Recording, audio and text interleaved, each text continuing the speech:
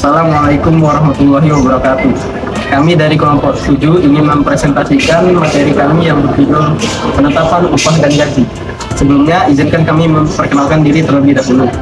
Saya Faiza Aisyah. Saya Lulus Salsabila. Saya Kemas Muhammad Aditya Rahman. Saya Siti Anggita Nurrohma. Saya Ajay Kanta. Saya Hairul Nifulahullah. Selamat menyaksikan. Pengertian upah menurut para ahli. Pengertian upah. Upah adalah hak dalam suatu pekerjaan atau buruh yang dapat dinyatakan dan diterima dalam bentuk sebuah uang sebagai bentuk imbalan kepada pekerja ataupun juga buruh yang dapat dinyatakan dan dibayarkan menurut suatu bentuk perjanjian kerja dan tunjangan bagi pekerja atau buruh dengan melalui kesepakatan yang telah dibuat dengan perusahaan ataupun juga peraturan perundang-undangan. Para ahli ekonomi juga mendefinisikan upah itu sebagai ganti rugi yang diberikan oleh pengusaha kepada pekerja atas jasa yang telah diberikannya. Upah itu dapat dalam berupa uang, barang, ataupun juga jasa lainnya. Sedangkan upah itu menurut para ahli hukum adalah imbalan atas pekerjaan yang telah dilakukan oleh pekerja yang diberikan oleh pengusaha. Pengertian upah menurut para ahli ada 4. 1. John Stuart Mill. 2. Adam Smith. 3. Karl Marx. 4. Paul Samuelson. Upah menurut John Stuart Mill adalah imbalan yang diberikan kepada pekerja dalam bentuk uang ataupun juga barang. Besar kecilnya upah tersebut dapat ditentukan oleh persaingan antara pekerja dan pemberi kerja. 2. Adam Smith. Adam Smith mendefinisikan upah sebagai imbalan yang diberikan kepada pekerja sebagai pengganti kerja yang telah dilakukannya. Besar kecilnya upah tersebut dapat ditentukan oleh permintaan dan pasar di tenaga kerja. 3. Karl Marx.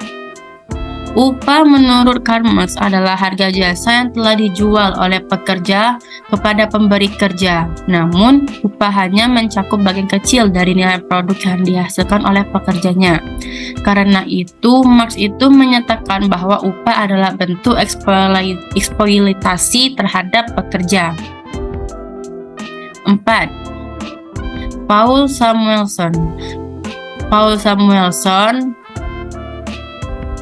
menurutnya adalah upah adalah harga jasa yang dibayarkan kepada pekerja sebagai imbalan dari waktu, tenaga, dan keterampilan yang diberikan. Besar kecilnya upah ditentukan oleh permintaan dan penawaran di pasar tenaga kerja. Kali ini saya akan menjelaskan macam-macam upah dan faktor-faktor yang mempengaruhi. Yang pertama ada upah menurut waktu, yaitu upah yang diberikan kepada para pekerja menurut waktu kapasitas bekerjanya.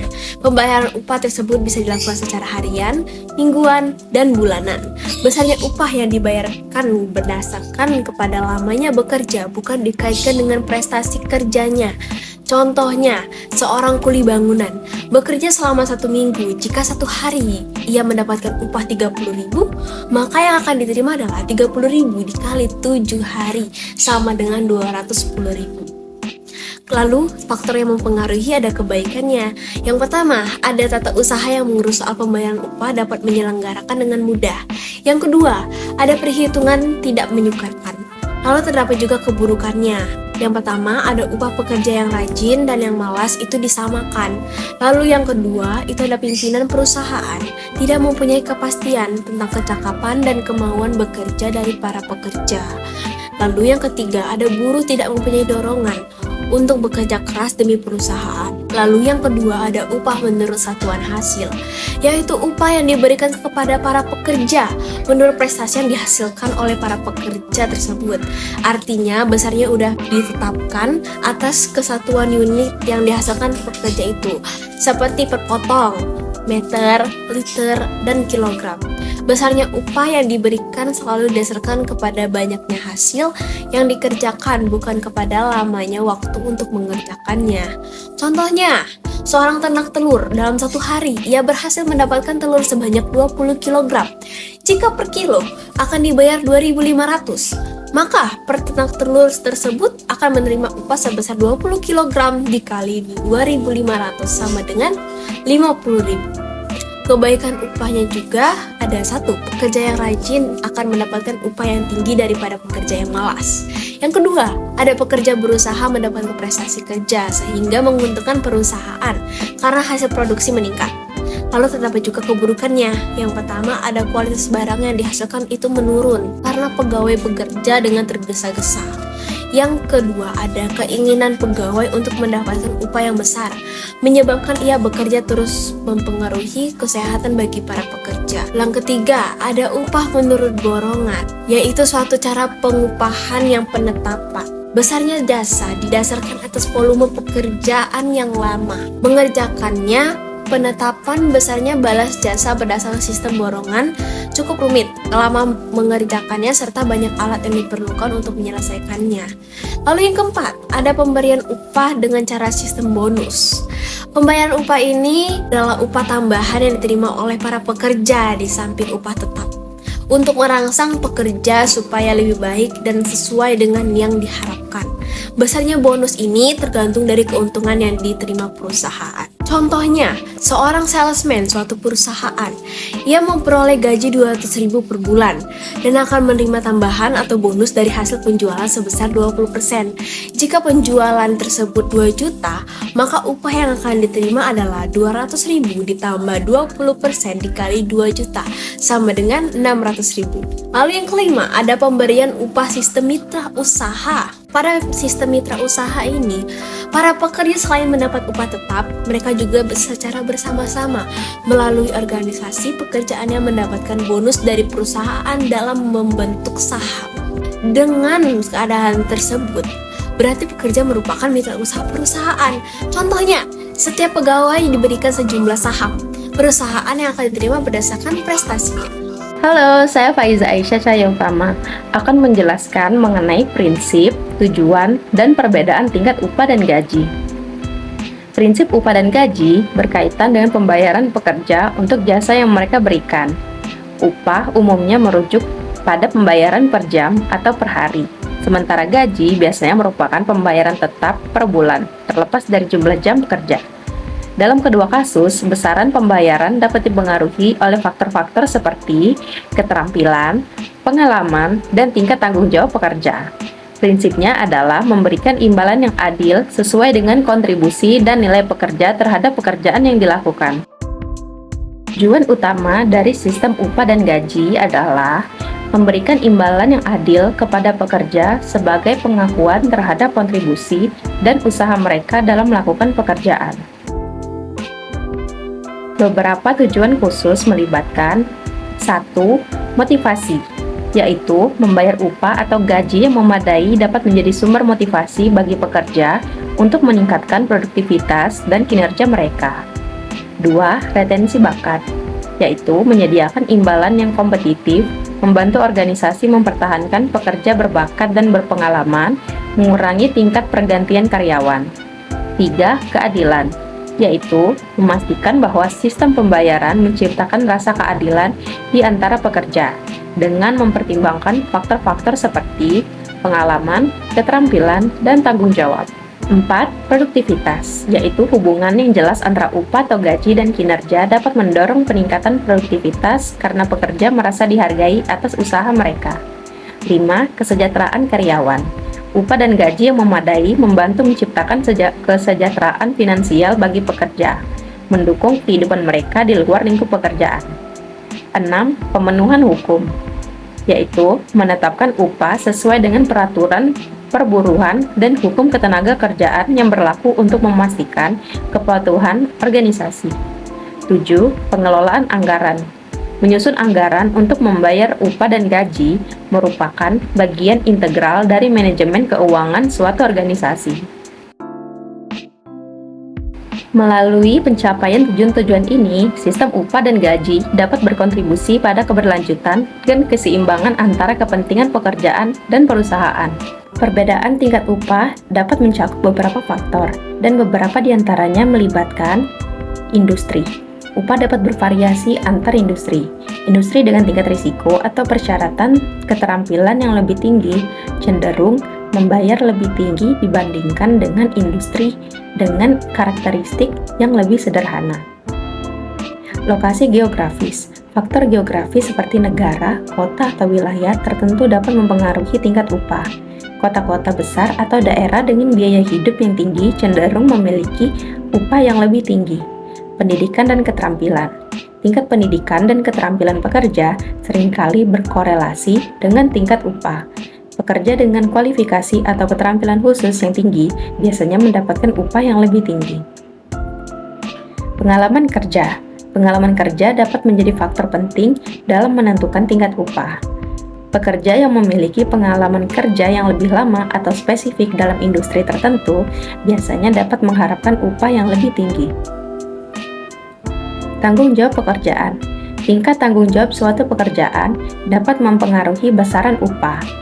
Pekerjaan yang melibatkan lebih banyak tanggung jawab atau keputusan seringkali dibayar lebih tinggi. Negosiasi dan pasar tenaga kerja. Kemampuan untuk bernegosiasi dan kondisi pasar tenaga kerja dapat mempengaruhi tingkat upah. Dalam situasi di mana pekerja langka atau dibutuhkan, upah cenderung lebih tinggi. Halo, saya Hairunisa Salsabila dengan NIM 151 absen 18 akan menjelaskan tentang pengertian upah real, upah nominal, hubungan antara produktivitas dan upah. Saat pertama, kita akan mengetahui tentang pengertian upah real dan upah nominal dan perbedaan antara kedua upah tersebut. Upah real adalah suatu imbalan yang diberikan untuk seseorang atas apa yang telah dikerjakan, yang dimana imbalan tersebut sesuai dengan harga barang. Contohnya, seorang pekerja diberi upah sebesar 2 juta rupiah yang berupa barang, misalnya sembako yang berisi minyak, beras, gula, dan lain-lain. Sedangkan upah nominal adalah suatu imbalan yang diberikan untuk seseorang atas apa yang telah dikerjakan, yang berupa aktual nominal. Contohnya, seorang pekerja diberi upah sebesar 2 juta rupiah, yang mana gaji tersebut berupa uang tunai. Jadi dapat disimpulkan bahwa upah real merupakan upah yang berwujud barang, sedangkan upah nominal adalah upah yang berupa uang tunai. Slide selanjutnya kita akan mempelajari tentang cara menghitung upah real. Upah real ditemukan dengan cara mengkonversikan upah nominal dengan indeks harga yang terjadi pada tahun yang bersangkutan. Apa sih itu indeks harga? Indeks harga adalah suatu indeks yang memberikan gambaran tentang tingkat rata-rata dari perubahan harga pada waktu ke waktu. Salah satu dari indeks harga tersebut adalah indeks harga barang konsumen. Indeks harga ini dapat digunakan untuk menaksir upah real pada pekerja dari tahun ke tahun. Dalam tabel, ditunjukkan suatu contoh hipotesis mengenai perhitungan upah real dengan menggunakan pertolongan indeks harga barang konsumen. Angka-angka dalam kolom 2 menunjukkan upah uang rata-rata yang diterima oleh pekerja dari suatu kegiatan ekonomi tertentu dalam 1 bulan. Indeks harga barang konsumen ditunjukkan dalam kolom 3. Berdasarkan kepada nilai upah uang dalam kolom 2 dan indeks harga barang konsumen dalam kolom 3, dalam kolom 4 dihitung dan ditunjukkan upah real dari berbagai tahun yang dinyatakan dalam kolom 1. Selanjutnya, hubungan antara produktivitas dan upah. Upah real yang diterima tenaga kerja terutama tergantung kepada produktivitas dari tenaga kerja tersebut. Di negara-negara maju menunjukkan bahwa terdapat perkaitan yang erat antara kenaikan upah real tenaga kerja dengan kenaikan produktivitas mereka. Produktivitas didefinisikan sebagai produksi yang diciptakan oleh seorang pekerja pada suatu waktu tertentu. Kenaikan produktivitas disebabkan oleh beberapa faktor, antara lain, yang pertama, kemajuan teknologi memproduksi. Kedua, pertambahan kepandaian dan keterampilan tenaga kerja. 3. Perbaikan dalam organisasi perusahaan masyarakat. Kemajuan teknologi menimbulkan 2 akibat penting kepada kegiatan memproduksi dan produktivitas. Yang pertama, pergeseran atau pergantian tenaga hewan dan manusia menjadi tenaga mesin. Penggantian itu mempertinggi tingkat produktivitas. Sebagai contoh, penggantian kereta lembu dengan kereta api dan truk sangat mempertinggi produktivitas sektor pengangkutan. Yang kedua, perbaikan atau inovasi dari mesin ke mesin yang lebih produktif. Untuk memastikan agar mereka selalu dapat bersaing dengan perusahaan-perusahaan lain, mereka selalu berusaha mengembangkan teknologi dan melakukan inovasi. Salah satu tujuannya yang penting ialah untuk memperbaiki efisiensi memproduksi, dan ini akan meninggikan produktivitas kegiatan memproduksi. Selanjutnya, perbaikan sifat-sifat tenaga kerja. Kemajuan ekonomi menimbulkan beberapa akibat yang pada akhirnya meninggikan kepandaian dan keterampilan tenaga kerja. Kemajuan ekonomi mempertinggi taraf kesehatan masyarakat, pendidikan semakin tinggi, lalu pengalaman semakin banyak seperti kursus, sehingga keterampilan meningkat. Dan terakhir, perbaikan dalam organisasi, perusahaan, dan masyarakat. Yang pertama, perubahan manajemen atau pemisahan pemilik dengan pengelola. Langkah seperti itu meninggikan produktivitas. Yang kedua, perbaikan infrastruktur dari pemerintah. Produktivitas juga telah menjadi bertambah tinggi sebagai akibat langkah-langkah pemerintah memperbaiki infrastruktur, seperti jaringan jalan raya, pelabuhan, dan jaringan telekomunikasi, ekonomi, dan perusahaan. Peraturan yang menjamin persaingan, peraturan yang menyederhanakan pendirian badan usaha dan mengekspor, dan berbagai peraturan lainnya memberikan sumbangan yang penting ke atas menaikkan efisiensi dan produktivitas kegiatan perusahaan. Penentuan upah di pasar tenaga kerja. Bentuk-bentuk pasar tenaga kerja ada 4. Yang pertama, pasar tenaga kerja yang bersifat persaingan sempurna. Yang kedua, pasar tenaga kerja monopsoni. Yang ketiga, pasar tenaga kerja monopoli di pihak pekerja. Dan yang keempat, pasar monopoli di kedua belah pihak atau monopoli bilateral. Kita masuk ke bentuk yang pertama, yaitu persaingan sempurna. Apa itu persaingan sempurna? Persaingan sempurna adalah suatu kondisi pasar di mana banyak penjual dan juga banyak pembeli, dan baik keduanya sama-sama tidak bisa mempengaruhi kondisi pasar, seperti mempengaruhi harga. Di pasar tenaga kerja pun tidak jauh berbeda dengan sifat-sifat permintaan dan penawaran di pasar barang. Semakin tinggi upah yang ditawarkan oleh perusahaan, maka semakin banyak pula tenaga kerja yang bersedia menawarkan tenaganya. Dan sebaliknya, semakin rendah upah, semakin sedikit pula tenaga kerja yang bersedia menawarkan tenaganya. Yang kedua ada pasar tenaga kerja monopsoni. Apa itu monopsoni? Monopsoni adalah kondisi pasar di mana hanya terdapat satu pembeli sementara ada banyak penjual. Dan di pasar tenaga kerja berarti ada banyak tenaga kerja sedangkan hanya ada satu perusahaan yang akan menyerap tenaga kerja mereka. Pasar ini bersifat monopoli di pihak perusahaan. Lalu ada 2 pendekatan untuk menerangkan penentuan upah di pasar ini. Yang pertama menggunakan gambaran secara angka dan yang kedua secara grafik. Tujuannya untuk menentukan keadaan keseimbangan penggunaan tenaga kerja. Kita akan lihat contoh secara angka. Di sini ada tabel yang menerangkan suatu contoh keadaan tertentu. Bisa kita lihat semakin banyak jumlah pekerja, semakin tinggi pula tingkat upah per pekerja. Maka bagaimana cara mencari keseimbangan? Syaratnya adalah ketika MCL sama dengan MRP. MCL sama dengan biaya marginal tenaga kerja dan MRP adalah hasil penjualan produksi marginal. Di sini tingkatan ketika mereka sama adalah di 11.000. Maka ketika itu jumlah pekerja adalah 5 dan tingkat upah per pekerjanya 7.000. Di sini ada contoh grafik yang dibuat berdasarkan data dari tabel tadi. Bisa kita lihat MCL sama dengan MRP ketika jumlah pekerja 5 dan tingkat upah Rp11.000. Lalu di sini ada titik pertemuan antara supply dan demand. Ketika jumlah pekerja 7 dan upahnya 9.000. Titik ini akan berlaku apabila pasar ini merupakan pasar persaingan sempurna. Tetapi karena ini monopsoni, maka yang diambil adalah ketika MCL sama dengan MRP. Yang ketiga, monopoli dari pihak tenaga kerja. Kita akan lebih terfokus kepada perspektif dari tenaga kerja. Nah, karena banyaknya tenaga kerja yang tersedia, mereka bisa membuat sebuah organisasi untuk mencapai tujuan tertentu, contohnya meminta kenaikan gaji kepada perusahaan. Penentuan upah dalam pasar ini dibedakan menjadi 3 keadaan, dan akan kita bahas satu persatu. Yang pertama, menuntut upah yang lebih tinggi dari yang dicapai pada keseimbangan permintaan dan penawaran. Di sini ada grafiknya di mana seharusnya keseimbangan dicapai di titik E, di mana upah sebesar W dan jumlah tenaga kerja sebesar L. Tetapi para tenaga kerja yang berkumpul ini meminta kenaikan gaji sebesar W1. Tetapi ketika gaji dinaikkan menjadi W1, jumlah tenaga kerja yang melamar adalah sebanyak L2. Dan perusahaan hanya bisa menampung sebanyak L1.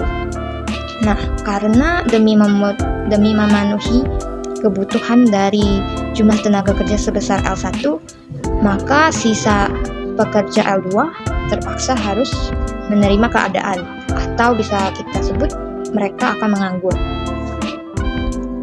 Yang kedua adalah membatasi penawaran tenaga kerja. Apa maksudnya membatasi penawaran tenaga kerja? Hal ini terjadi ketika sebuah organisasi khusus, contohnya organisasi dokter atau ahli teknik, membatasi jumlah anggota organisasi mereka. Dan ini bisa berdampak kepada upah mereka. Bisa kita lihat di sini, jika mereka tidak membatasi penawaran tenaga kerja, maka upah sebesar W dan jumlah tenaga kerja sebesar L. Tetapi apabila jumlah tenaga kerja dikurangi, berarti mereka harus mengurangi anggota atau membatasi anggota mereka, sehingga upah mereka pun akan naik menjadi W1. Inilah tujuan dari membatasi penawaran tenaga kerja. Yang ketiga adalah menambah permintaan tenaga kerja. Jika dua keadaan sebelumnya sama-sama memiliki kekurangan, yaitu tenaga kerja yang digunakan menjadi lebih sedikit dan meningkatkan angka pengangguran, maka mereka bisa menggunakan alternatif menambah permintaan tenaga kerja. Bagaimana caranya? Adalah dengan menaikkan produktivitas tenaga kerja. Produktivitas ini dapat dicapai dengan membuat seminar-seminar tentang masalah dan solusi pekerjaan atau mengadakan kursus dan latihan untuk meningkatkan keterampilan pekerja. Lalu, jenis pasar tenaga kerja yang terakhir adalah monopoli bilateral. Hal ini di mana baik serikat buruh atau serikat buruh ini adalah organisasi perkumpulan tenaga kerja tadi, dan perusahaan itu sama-sama memiliki power yang kuat, sehingga penentuan upah itu dapat dilakukan ketika mereka melakukan kesepakatan. Biasanya, pihak antara serikat buruh atau perusahaan yang lebih kuat yang akan menentukan angka upah terakhir. Halo semuanya, perkenalkan saya Kemas Muhammad Aditya Rahman. Jadi pada video kali ini saya akan membahas dua topik, yaitu penentuan upah di berbagai bentuk pasar dan faktor apa saja yang menentukan perbedaan upah. Langsung saja. Pertama-tama saya akan membahas mengenai penentuan upah di berbagai bentuk pasar. 1. Pasar tenaga kerja persaingan bebas. Permintaan atas tenaga kerja bersifat semakin tinggi atau rendah upah tenaga kerja, semakin sedikit atau banyak pula permintaan atas tenaga kerja. Penawaran atas tenaga kerja semakin tinggi upah, maka semakin banyak tenaga kerja yang bersedia menawarkan tenaganya. Jadi, upah ditentukan oleh besar kecilnya permintaan atau penawaran tenaga kerja. 2. Pasar tenaga kerja monopsoni.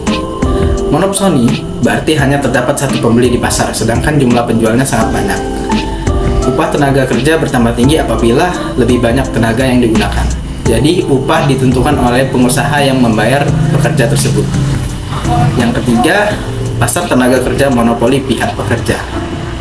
Para pekerja dapat menuntut upah yang mereka inginkan di pasar ini. Penentuan upah dalam pasar tenaga kerja bersifat monopoli pihak pekerja dibedakan menjadi 3 keadaan. Yang pertama, menuntut upah yang lebih tinggi dari yang dicapai pada keseimbangan permintaan dan penawaran. Yang kedua, membatasi penawaran tenaga kerja. Lalu yang ketiga, menjalankan usaha-usaha yang bertujuan menaikkan permintaan tenaga kerja. Selanjutnya, yang ketiga yaitu pasar tenaga kerja monopoli bilateral. Di dalam pasar tenaga kerja monopoli bilateral terdapat perbedaan yang nyata di antara upah yang dituntut serikat buruh dengan upah yang ditawarkan. Jadi, tingkat upah tidak akan bisa ditentukan, tetapi biasanya tingkat upah yang berlaku adalah di mana antara upah yang dituntut oleh serikat buruh dan upah yang ditawarkan oleh perusahaan. Di dalam pasar monopsoni, upah lebih rendah dibandingkan dengan pasar persaingan sempurna. Sedangkan di pasar tenaga kerja monopoli, upahnya lebih tinggi dibandingkan pasar persaingan sempurna. Nah, baiklah, sekarang saya akan membahas mengenai faktor-faktor apa saja yang menimbulkan perbedaan upah. Yang pertama, permintaan dan penawaran tenaga kerja. Permintaan dan penawaran tenaga kerja di dalam suatu jenis pekerjaan sangat besar peranannya dalam menentukan upah di suatu jenis pekerjaan. Di dalam suatu pekerjaan di mana terdapat penawaran tenaga kerja yang cukup besar tapi tidak banyak permintaannya, maka upahnya cenderung akan dalam tingkat yang rendah. Yang kedua, perbedaan corak pekerjaan. Kegiatan ekonomi meliputi berbagai pekerjaan. Ada di antara pekerjaan tersebut merupakan pekerjaan yang ringan dan juga mudah dikerjakan. Golongan pekerja yang melakukan pekerjaan berat menuntut untuk memperoleh upah yang lebih tinggi daripada buruh kantor karena mereka melakukan kerja yang lebih memerlukan tenaga fisik dan pekerjaannya tidak menyenangkan untuk dilakukan. Yang ketiga, perbedaan kemampuan, keahlian, dan pendidikan. Kemampuan, keahlian, dan pendidikan para pekerja memiliki perbedaan dalam hal bekerja. Sifat-sifat tersebut menyebabkan mereka mempunyai produktivitasnya masing-masing. Dalam perekonomian, semakin maju kegiatan-kegiatan ekonomi, semakin membutuhkan tenaga-tenaga kerja yang terdidik. Oleh karena itu, semakin tinggi pendidikan seseorang, maka semakin tinggi peluang mereka untuk mendapatkan pekerjaan yang layak. 4. Pertimbangan bukan keuangan dalam memilih pekerjaan. Daya tarik suatu pekerjaan bukan saja tergantung pada besarnya upah yang ditawarkan. Selain itu, faktor-faktor bukan keuangan di atas mempunyai peranan yang sangat penting terhadap seseorang dalam memilih pekerjaan. Seseorang seringkali bersedia menerima upah yang lebih rendah apabila beberapa terdapat pertimbangan yang tidak sesuai dengan apa yang diinginkannya. Sebaliknya, apabila faktor-faktor bukan keuangan banyak yang tidak sesuai dengan seorang pekerja, ia akan menuntut upah yang lebih tinggi sebelum ia bersedia menerima pekerjaan yang ditawarkan. Yang kelima, yang terakhir, mobilitas tenaga kerja. Dalam teori ini terdapat pemisahan faktor-faktor produksi dalam konteks mobilitas tenaga kerja. Pemisahan ini berarti kalau misal tenaga kerja terjadi perbedaan upah, maka tenaga kerja akan pindah ke pasar tenaga kerja yang upahnya cenderung lebih tinggi. Sekian presentasi dari materi kelompok kami. Wassalamualaikum warahmatullahi wabarakatuh.